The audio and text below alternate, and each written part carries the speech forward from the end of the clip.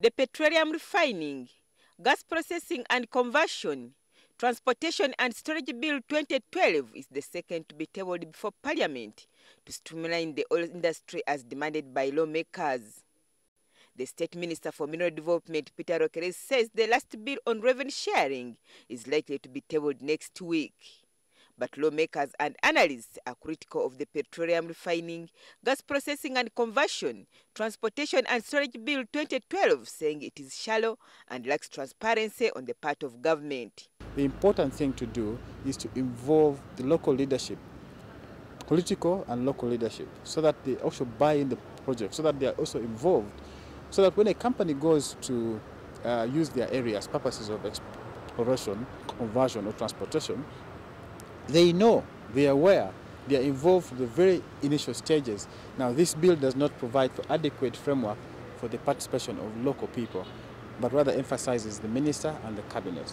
The 79-page bill is also silent on the oversight role on matters of oil management in the country. The entire bill does not place on the authority, or indeed the minister, an obligation to place before Parliament annual reports, for example, of all the companies licensed.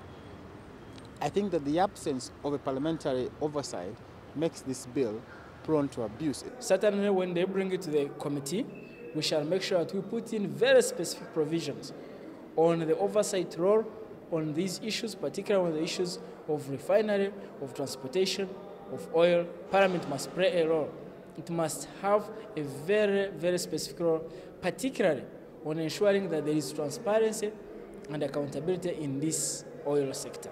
Unlike the recently tabled Petroleum, Exploration, Development and Production Bill 2012, this bill also gives a lot of powers to the minister. In this bill, the minister has the powers to approve or object to an application for license.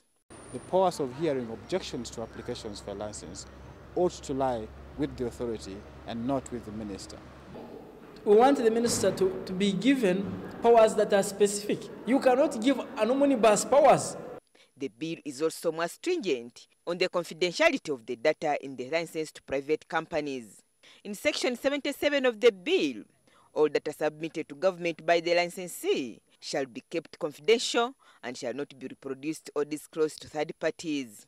Parliament needs to put its finger on every sentence in this bill because it is of profound importance in this country.